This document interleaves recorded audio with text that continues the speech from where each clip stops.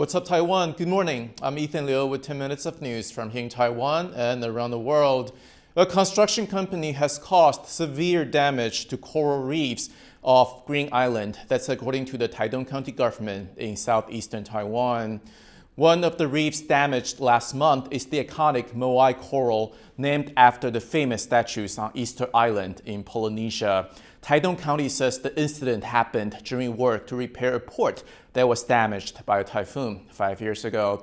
This isn't the first time the contractor involved has damaged the marine ecosystem. The county government says the company was previously fined the equivalent of about $1,000 for similar negligent behavior.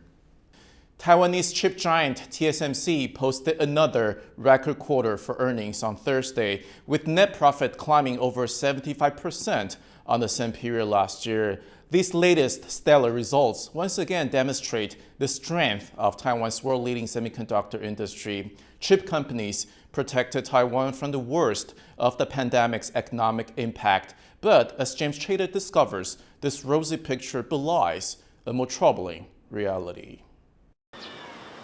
This is Guanxin, Taiwan's richest neighborhood. Most of its residents work in nearby Hsinchu Science Park, otherwise known as Taiwan's Silicon Valley. Hsinchu is home to Taiwan's largest semiconductor companies, which have become the driving force of Taiwan's economy.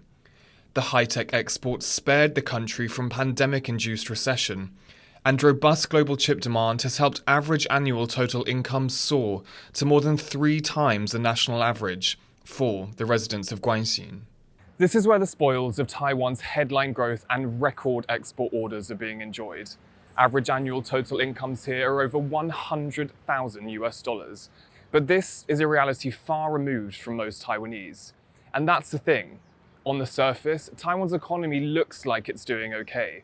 But for many people across the country, it just doesn't feel like it. Back in Taipei, 23-year-old master's student Wang Yu says she and her friends are disheartened by the state of the economy. With low and stagnant wages, poor work-life balance and house prices at unattainable levels. My friends and even I don't think that economic situation in Taiwan cannot provide us a better life. Many of us are quite pessimistic about our future. For Wang Yu and her friends, that pessimism became more acute during the pandemic, as the high-earning chip companies saw profits soar, whereas lower-income industries like services bore the brunt of restrictions. American Tyler Prohaska has lived in Taiwan for 6 years and chairs an organization that advocates for universal basic income in Taiwan. It's his job to speak to young Taiwanese about their economic lives. Poverty is not the issue in Taiwan. It is an issue, but it's not the issue. For most people, it's that they are stagnant. Their life is not really moving or progressing. There are some that say Taiwan's comparatively strong economic growth over the past 2 years marks a turning point for this problem. Do you think that growth is trickling down to everyday Taiwanese people? I mean, it's just not. I mean, if you look at median wages, they're still stagnant. A lot of these folks are doing really well, but it's just not trickling down to average people because most people are just in a job that the wage hasn't really moved in 20 years. And we've all kind of accepted that. Both Wang Yu and Tyler say successive Taiwanese governments have not addressed this feeling of economic malaise.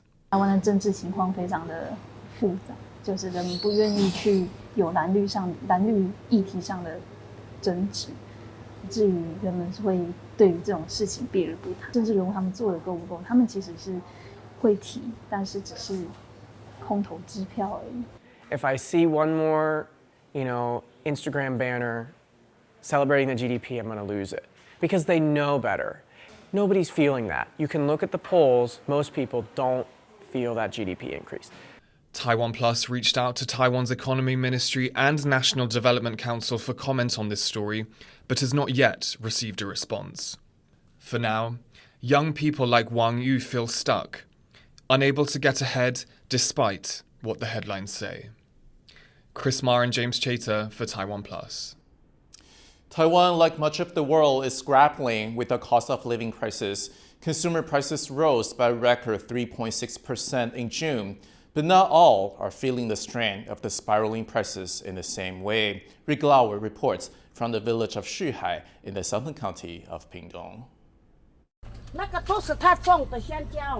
Mrs. Hong watches over the community garden in Xuhai, a village that's home to a few hundred people in a remote part of Taiwan's east coast. She says the vegetable patch has become a valuable resource for older villagers. 现在菜很贵，我们就可以补贴一点来煮给老人吃啊，这样子啊。 Many of the residents here work in the nearby towns and cities during the week. Others rely on farming, fishing, or tourism for their income. But they've all been struggling to make ends meet. Taiwan is often described as having a north-south divide. Salaries in the big cities and tech hubs in the north are higher compared to rural communities like this one in the south. The recent jump in consumer prices, particularly food, has hit villages like this one especially hard. 80-year-old retired bus driver Pan Chou-sheng was born in Xuhai. He says he's never seen prices this high, particularly eggs, pork and rice. And he's had to make changes to cope. 若要得煮饭吼，咱来米介贵，芳米即马我都无甲煮好打呢，我都甲煮糜。 Taiwan's government has blamed rising prices on global factors, such as the impact of the pandemic and the Ukraine war on supply chains. Officials maintain Taiwan's economy is strong because of stable growth in exports. Obviously, this growth did not, distributed evenly. So if you are the people who related some strong sectors like semiconductors or high-tech industry and manufacturing exporting area sectors, then the income growth is quite good actually. But if you are the ordinary people in the remote rural areas, then yes, you did not feel the economic growth as much as the people in the city. Consumers all over Taiwan are feeling the pinch. But in this small village, miles away from the high salaries in the country's metropolises, residents are finding their own ways to get by. Damon Lin and Rick Lowert for TaiwanPlus. A Taiwanese horror flick is taking Netflix by storm, terrifying viewers worldwide with depictions of the dark side of Taiwan's folk religion. But as John Van Trieste reports, despite the acclaim, some feel the movie may bring misfortune to those brave enough to watch it. In the week since its Netflix debut, Taiwanese horror film Incantation has taken the platform by storm. It's now Netflix's fourth most watched non-English film. It's a tale of a dark cult, demonic possession, and a terrible curse steeped in the world of folk religion.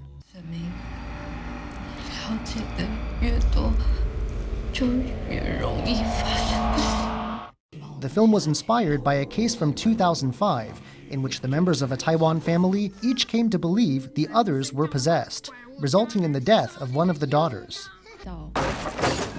The film became a box office hit in Taiwan after its release in March. Now it has horror fans the world over abuzz.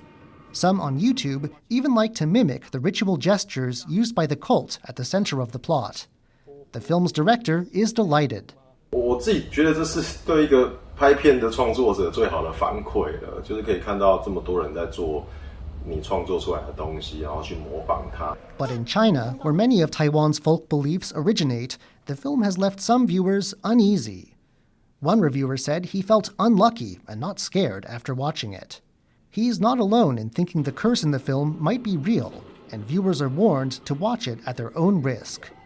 Alex Chen and John Van Trieste for TaiwanPlus.